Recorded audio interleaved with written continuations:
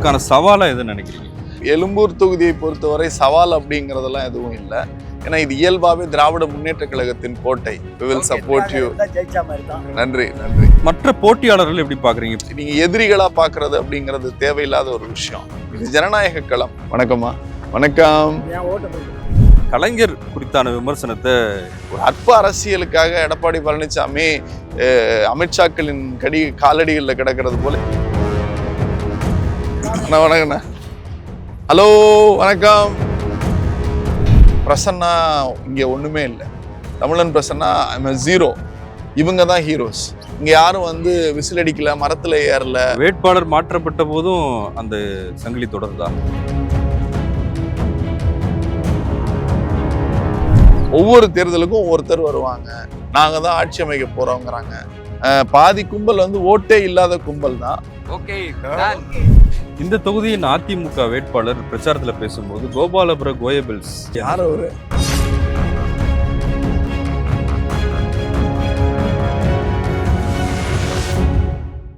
South beat அன்பு உறவுகளுக்கு வணக்கம். நான் ஃபெலிக்ஸ் இன்பவொளி. 2026 சட்டமன்ற தேர்தலுக்கான களம் பரபரப்பாக இயங்கிக் கொண்டிருக்கிறது. அந்த வகையில் இந்த நேர்காணலில் நாம் சந்திக்கிருப்பவர் எழும்பூர் சட்டமன்ற தொகுதியின் திமுக வேட்பாளர் வழக்கறிஞர் திரு தமிழன் பிரசன்னா அவர்கள். எழும்பூர் தொகுதி அப்படின்றது சென்னையில் ரொம்ப மையமான ஒரு தொகுதி. மேல்தட்டு மக்கள், உழைக்கும் மக்கள் எல்லாம் கலந்திருக்கிற ஒரு தொகுதி இது. முதல்ல இந்த அறிவிப்பு வந்தப்ப, இந்த சட்டமன்ற வேட்பாளராக களமிறங்க போகிறோம் அப்படின்ற அறிவிப்பு வந்தப்போ எப்படி இருந்தது? ஏன்னா ஒரு நீண்ட கால பயணம் இருக்குது உங்களுக்கு கட்சியில். இதே தொகுதியில் கூட நீங்கள் களப்பணி ஆற்றிருக்கிறீங்க. நிறைய பொதுக்கூட்டங்கள், நிறைய விவாதங்கள், களப்பணின்னு சொல்லி நீண்ட நாட்களான எதிர்பார்ப்பு எப்படி இருந்துச்சு உங்களுக்கு? ரொம்ப மகிழ்ச்சியாக இருந்தது. எப்பவுமே கலைஞர் சொல்ற மாதிரி நாற்காலிகள் சட்டமன்ற நாற்காலிகளோ நாடாளுமன்ற நாற்காலிகளோ ஒரு அரசியல்வாதிக்கு இலக்கா இருக்கக்கூடாது. மக்கள் பணி தான் இலக்கா இருக்கணும் அப்படிங்கிற மாதிரி சித்தாந்தத்தின் வழியில திராவிட இயக்க சித்தாந்த கருத்துக்கள் தான் அடிமைத்தலையிலிருந்து பார்ப்பன சனாதனத்தை வீழ்த்தி மக்களை உயர்த்துற ஒரு அடித்தட்டு வேலையை செஞ்ச அந்த அடிப்படையில அந்த இயக்கத்துல பயணிக்கிற ஒரு மிகப்பெரிய வாய்ப்பை அண்ணா அவர்கள் உரையாற்றிய அந்த அவைக்கு, முத்தமிழறிஞர் டாக்டர் கலைஞர் உரையாற்றிய அந்த அவைக்கு, இன்றைக்கு எங்களை எல்லாம் வழிநடத்துகிற முத்துவேல் கருணாநிதி ஸ்டாலின் அவர்கள் இருக்கிற அந்த அவைக்கு வருவதற்கான ஒரு மிகப்பெரிய வாய்ப்பை தலைவர் வழங்கி இருக்கிறார். ரொம்ப ஒவ்வொரு வார்த்தைகளையும் ஒவ்வொரு அடியையும் கவனமாக எடுத்து வைக்க வேண்டும் அப்படிங்கிற அந்த பக்குவத்தை கொடுப்பதற்கு தான் இத்தனை ஆண்டு காலம் தேவைப்பட்டது. இந்த விளையாட்டு அப்படிங்கிறத இன்னைக்கு ஒரு பெரிய தலைநகரமா மாத்திட்டு இருக்காங்க துணை முதலமைச்சர்.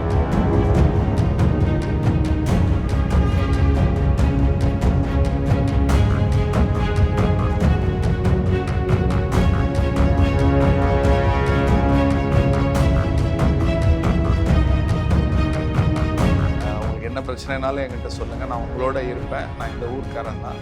வாழ்த்துக்கள். வணக்கம். வணக்கம். நான் முதல்ல சொன்ன மாதிரி எழும்பூர் தொகுதின்றது ரொம்ப கலவையான மக்கள் இருக்கிற ஒரு பகுதி. உங்களுக்கான சவாலா எதுன்னு நினைக்கிறீங்க? இங்க எழும்பூர் தொகுதியை பொறுத்தவரை சவால் அப்படிங்கிறதெல்லாம் எதுவும் இல்லை. ஏன்னா இது இயல்பாகவே திராவிட முன்னேற்ற கழகத்தின் கோட்டை. நீங்க என்ன நினைச்சாலும் கலைஞர் சொல்ற மாதிரி எந்த ஊர் என்னை கைவிட்டாலும் கைவிடாத ஒரே ஊர் எழும்பூர் அப்படிம்பாரு. அதுல கருப்பு சிவப்பும் உதயசூரியனும் இந்த இடத்தின் கோட்டையாக இருக்கிறது. இத பல முறை தவற விட்டுருக்கீங்களா? தேர்தல் ஜனநாயகத்துல எது வேணாலும் நடக்கலாம். நீங்க அப்படி பாத்தீங்கன்னா ஒரு முறை தான் தவற விட்டுருக்கோமே தவிர 99 முறை நாங்க தான் வெற்றி பெற்றிருக்கிறோம். அந்த அடிப்படையில ஜனநாயகத்தில் ஏற்ற இறக்கங்கள் வரும், அல்லது மாற்று வேட்பாளரை பொதுமக்கள் ஏற்றிருப்பாங்க. பெருவாரியா எங்களை தான் ஏற்றிருக்காங்க. அந்த அடிப்படையில எழும்பூர் தொகுதியினுடைய வெற்றி உறுதி செய்யப்பட்டது. எல்லாத்துக்கும் மூல காரணம் நம்முடைய முதலமைச்சர் முத்துவேல் கருணாநிதி ஸ்டாலின் அவர்கள் தான்.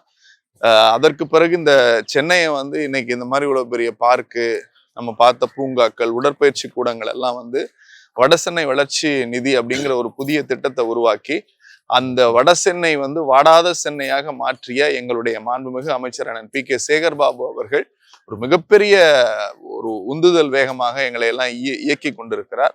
அதனால அவருக்கும் நன்றியை தெரிவிச்சுக்கிறேன். DMK candidate sir, I'm an advocate practicing here in High Court. Please support me. Thank you. மற்ற போட்டியாளர்கள் எப்படி பாக்குறீங்க? இப்போ அதிமுக களமிறங்கி இருக்காங்க. தாவேக்கால இருந்து உங்களுக்கு நன்கு அறிமுகமான ராஜ்மோகன், நீங்க 2 பேருமே வந்து தமிழ் பேச்சு உயிர் மூச்சு அந்த நிகழ்ச்சியில கலந்துகிட்டவங்க. இப்போ 2 பேரும் மோதிக்கிறீங்க.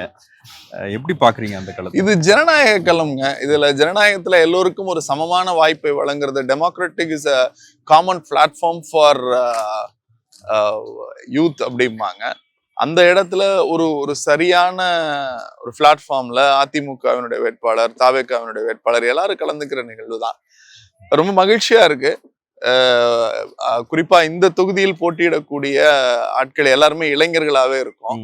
அது எங்களுக்கு ஒரு உத்வேகத்தை கொடுக்குது. இன்னும் ஒருபடி மேல போனோம்னா எங்களை வழிநடத்தக்கூடிய எங்களுடைய இளந்தலைவர், எங்கள் இயக்கத்தை இன்னும் 25 ஆண்டு காலம் வழிநடத்தக்கூடிய அவரே எங்களுக்கு இளைஞர் தான். எங்க இளந்தலைவர் எங்களுக்கு வழிகாட்டுறதன் அடிப்படையில, ஜனநாயகத்தின் அடிப்படையில இந்த இயக்கத்தை நாங்க மற்ற நீங்க எதிரிகளா பாக்குறது அப்படிங்கிறது தேவையில்லாத ஒரு விஷயம். இது ஜனநாயக களம். அந்த ஜனநாயக களத்துல நாம அவங்களை எப்படி பார்க்க போறோம், மக்கள் யார எப்படி பாக்குறாங்கிற அந்த வித்தியாசம் தான். ஆக எல்லா போற இடங்கள் எல்லாருமே பாத்தீங்கன்னா மக்கள் எங்களோட இருக்காங்க, நாங்க மக்களோட இருக்கோம். இதுக்கு எல்லாத்துக்கும் மூல காரணம் முதலமைச்சர் முத்துவேல் கருணாநிதி ஸ்டாலின் அவர்கள் தான். வணக்கண்ணா. ஹலோ, வணக்கம் எல்லாருக்கும் வணக்கம்.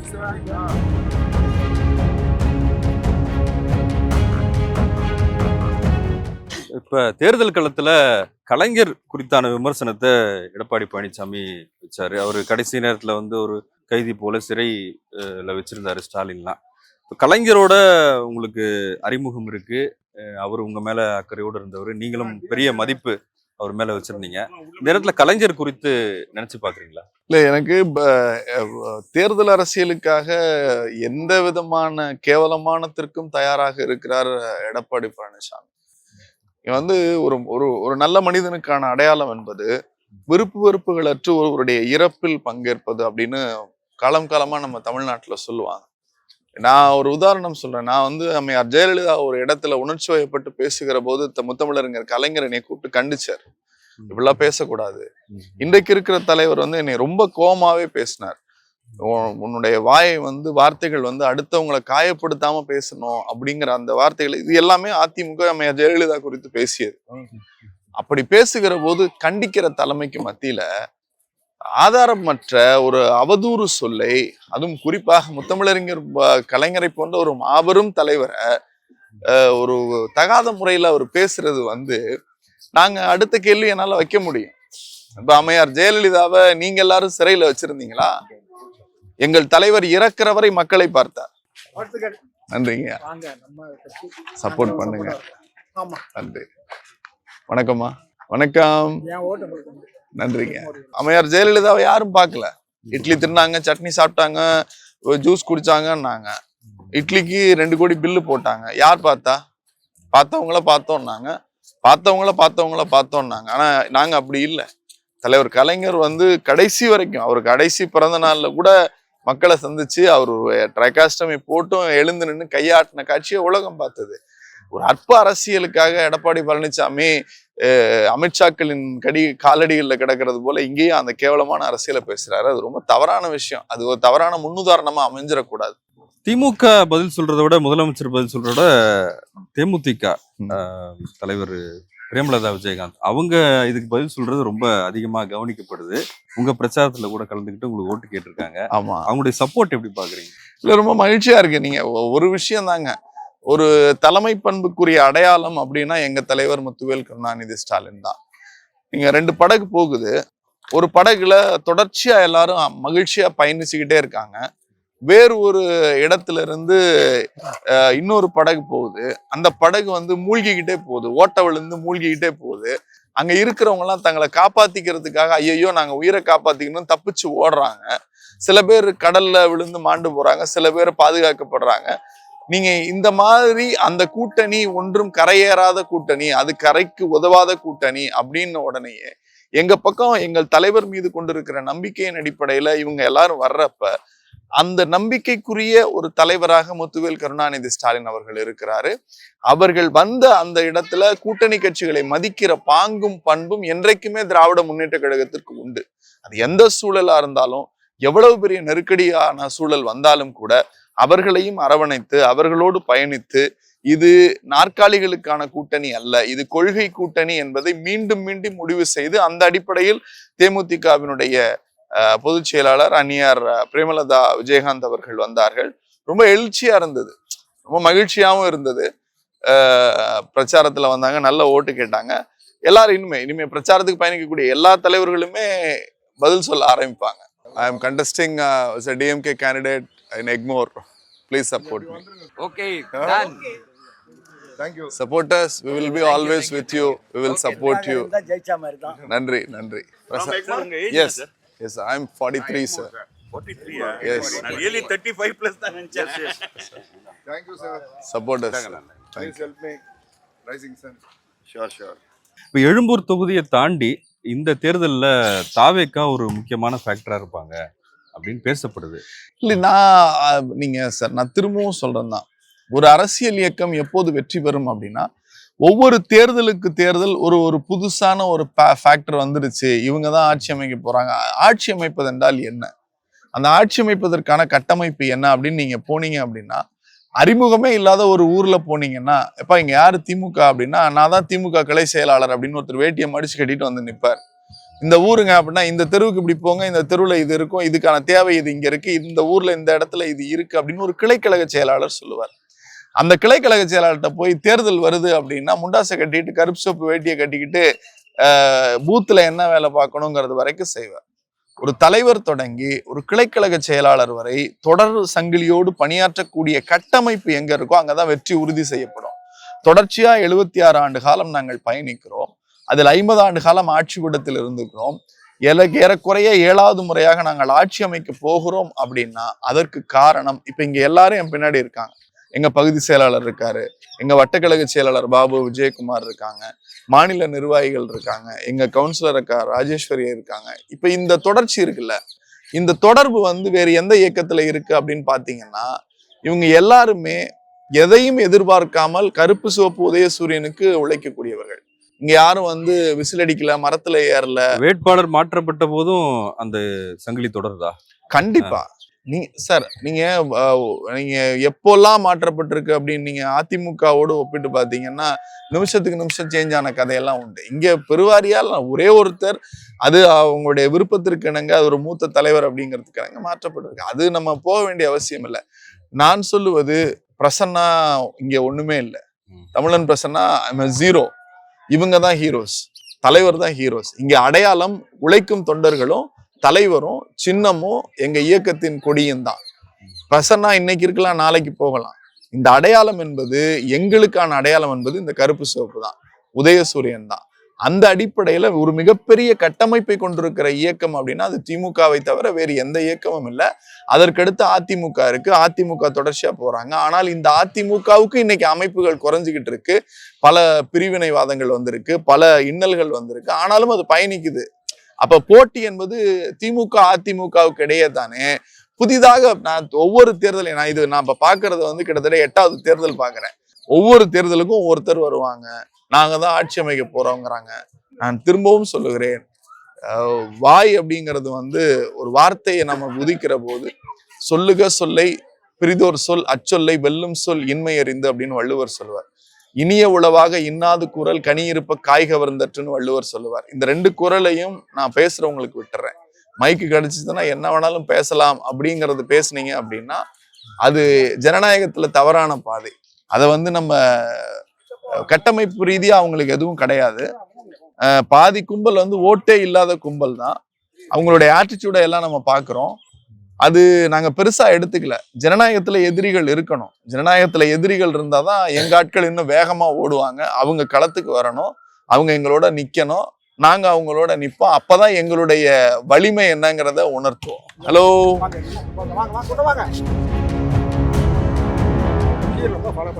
நன்றி. இந்த தொகுதியின் அதிமுக வேட்பாளர் பிரச்சாரத்துல பேசும்போது கோபாலபுர கோயபிள்ஸ் அவங்க அப்படிதான் பொய்களை பேசிட்டே இருப்பாங்க, இங்க பெண்களுக்கான பாதுகாப்பு இல்ல, சமூகத்துக்கான பாதுகாப்பு இல்லைன்னு பேசுறாரு. அவருக்கான பதிலடி யார் அவரு? நாங்க இந்த மண்ணுல பிறந்து இந்த மண்ணிலே வளர்ந்து இந்த மண்ணுக்காக இந்த மக்களுக்காக தொடர்ச்சியா ஓடிட்டு இருக்கோம். வெளி மாவட்டத்துல இருந்து என்ன சொல்றது, இந்த வட சென்னை குறிப்பாக எழும்பூர் என்பது உழைக்கும் மக்களுடைய வர்க்கம். பாஷான ஒரு ஏரியால இருந்து வந்துட்டு ஆடி BMW கார்ல வாழ்ந்துகிட்டு நானும் வேட்பாளர் அப்படின்னு வர்றவங்கள மக்கள் புறக்கணிப்பாங்க. ரெண்டாவது அவங்களுக்கு இங்க கட்டமைப்பு கிடையாது. வார்த்தைகள் யாராவது எழுதி கொடுக்கறத பேசலாம். கோயபல் சேனா அவருக்கு நீங்க வந்து ஹூஸ் கோயபல் சேனா அவர்கிட்ட போய் கேட்டு பாருங்க, அவருக்கு என்ன தெரியும்னா பூஜ்ஜியமா தான் இருக்கும். நான் தவறா சொல்லல, வாசிப்பு பழக்கம் வேண்டும். அதே நாங்க சொல்லலாம், இந்தியாவிலேயே ஊழலால் தண்டிக்கப்பட்டு முதலமைச்சர் தமிழ்நாட்டில் அம்மையார் ஜெயலலிதா தான். அவர்கள் உயிரோடு இருந்திருந்தால் சிறைச்சாலைக்கு போயிருப்பார்கள். இந்த இயக்கம் என்பது ஊழலை பற்றியோ அல்லது பொய்யை பற்றியோ பேசுவதற்கு அருகதையற்ற இயக்கம் அதிமுக. நீங்க இன்னும் குறிப்பா பேக் ஃபைலுக்கு போனீங்கன்னா, மரியாதைக்குரிய புரட்சி தலைவர் எம்ஜிஆர் அவர்களுக்கு வந்து ஒரு கும்பல் தொடர்ச்சியா துரோகம் பண்ணிக்கிட்டே இருந்துச்சு. அம்மையார் ஜெயலலிதாவுடைய நிலைப்பாடு என்னன்னு வலம்புரி ஜான் அவர்கள் வணக்கம் புத்தகத்துல தெளிவா எழுதியிருப்பாங்க. அம்மையார் சசிகலாவை பத்தியும் அதுல எழுதியிருப்பாங்க. அதெல்லாம் அந்த காலத்து புத்தகம், அவருடைய வரலாற்று தரவுகள். இப்ப அதெல்லாம் அவருக்கு தெரியுமா? எம்ஜிஆர் என்ன பேசினாரு அம்மையார் சசிகலாவை பத்தி, அம்மையார் ஜெயலலிதாவை பத்தி அப்படிங்கறதாவது தெரியுமா? இது எதனால் கட்டமைக்கப்பட்டதுங்கிறதாவது தெரியுமா? ஏன் இப்ப அந்த இயக்கம் சில்லா உடைஞ்சு போயிருக்குங்கிறதாவது தெரியுமா அப்படின்னு போனீங்கன்னா, மக்களுக்காக உழைக்கக்கூடிய ஒரு தலைவர். 73 வயசுல கிட்டத்தட்ட காலையில ஒரு ஊர்ல இருக்காரு, சாயங்காலம் ஒரு ஊர்ல இருக்காரு, ஓடி ஓடி பயணிக்கிறார், மக்கள் குறித்து சிந்திக்கிறார். நான் இந்த தனிப்பட்ட அவதூறுகளுக்கு பதில் சொல்ல விரும்பல. What is your progress card? AIADMK ஆட்சி காலம் இருந்துச்சு, எடப்பாடி முதலமைச்சரா இருந்தார், சாதாரணமா இல்ல, முதலமைச்சரா இருந்தார். இந்த 4.5 ஆண்டுகளில் எங்கள் தலைவர் முதலமைச்சரா இருந்தார். அதிமுக ஆட்சி காலத்துல பொருளாதார வளர்ச்சி வந்து சிங்கிள் டிஜிட்ல இருந்துச்சு. நாங்க இன்னைக்கு இரட்டை இலக்கமா மாற்றி இருக்கோம். 11.19% இந்தியாவிலேயே முதல் மாநிலமாக பொருளாதார வளர்ச்சி ஒரு மாநிலத்தினுடைய தலைவர் முதலமைச்சர் முத்துவேல் கருணாநிதி ஸ்டாலின் ஏற்படுத்தி இருக்கிறார். பெண்கள் பாதுகாப்பு சொன்னீங்க, அதிமுக ஆட்சி காலத்தினுடைய பெண்கள் பாதுகாப்பு தமிழ்நாட்டுல இப்போ திராவிட மாடல் ஆட்சியினுடைய பெண்கள் பாதுகாப்புக்கும் நீங்க மத்திய அரசு சொல்லுது 65% பெண்கள் வேலை பார்க்கக்கூடிய ஒரே மாநிலம் தமிழ்நாடு. வேலை பார்க்கறாங்கன்னா பணி பாதுகாப்பு இருக்கு, பணி பாதுகாப்பு இருக்குன்னா பணி அமர்த்தக்கூடிய இடங்கள் பாதுகாப்பாக இருக்கிறது, பணி அமர்த்தக்கூடிய இடங்கள் பாதுகாப்பாக இருக்குன்னா நிர்வாகம் சரியா இருக்கு, நிர்வாகம் சரியாக இருக்குன்னா அதை நிர்வாகத்தை வழிநடத்துகிற தலைவர் சரியா இருக்காரு. இதுதான். ஊர்ல இருந்து வரோம், பிள்ளைங்க பணியாற்ற போகணுன்றாங்க, திடீர்னு எங்களுக்கு தங்கறதுக்கு எதுவும் தெரியாது, ஒரு நம்பிக்கைக்குரிய இடத்துக்கு போனோம்னா தோழி விடுதி, அரசாங்க விடுதி இருக்கு, போங்க, ஏசியோட தங்கலாம், நள்ளிரவுல பெண்கள் பயணி. நீங்க பொள்ளாச்சி போன்ற சம்பவங்களுக்கு நீங்க பேக் ஃபைல் எடுங்க. எஃப்ஐஆர் போடுறதுக்கே சுப்ரீம் கோர்ட் வரைக்கும் போக வேண்டியிருந்துச்சு, போராடணும். ஒரு அரசு பாதுகாத்துச்சு குற்றவாளிகளை. ஆனா இங்க அப்படி கிடையாது. யாராவது தவறு செஞ்சா அது எந்த நபராக இருந்தாலும், அது கட்சிக்காரங்களோ கட்சி இல்லாதவங்களோ, தவறு நடந்துச்சுங்கிற அந்த எண்ணிக்கை இருந்துச்சுன்னா உடனடியா அவங்களை கட்சியை விட்டு நீக்கிறது, சட்ட ரீதியான அவங்களுடைய நடவடிக்கை எடுக்கிறோம். இந்த ஒப்பீட்டளவுல பெண்கள் பாதுகாப்பாக வாழக்கூடிய மாநிலங்களில் முதல் இடத்தில் தமிழ்நாடு இருக்கு. இதை நான் சொல்லல, அபிஷேக் பேசுறாரு இல்லையா, உங்களுடைய எஜமானர்களான பாஜகவினுடைய மத்திய ஒன்றிய அரசாங்கம் சொல்லுது. ஆக நாங்க பெண்கள் வளர்ச்சி, பெண்கள் முன்னேற்றம், பெண்களுக்கான கல்வி, வெல்லும் தமிழ் பெண்கள் என்கிற அடிப்படையில் ஒட்டுமொத்தமான வளர்ச்சி, கல்வி உதவித்தொகையான புதுமை பெண் திட்டம், அதை கடந்து நான் முதல்வன் திட்டத்துல இன்னைக்கு பல பெண்கள் படிச்சு வந்திருக்காங்க. It's a progressive government. நாங்கள் திட்டங்களின் அடிப்படையில, செய்த சாதனைகளின் அடிப்படையில மக்களை சந்திக்கிறோம். வாய் இருக்குங்கிறதுக்காக அவதூறுகளை பேசுறது, அந்த அவதூறுகளையும் அவதூறு பேசுகிறவர்களையும் மக்கள் புறந்தள்ளுவார்கள். நன்றி. நன்றி.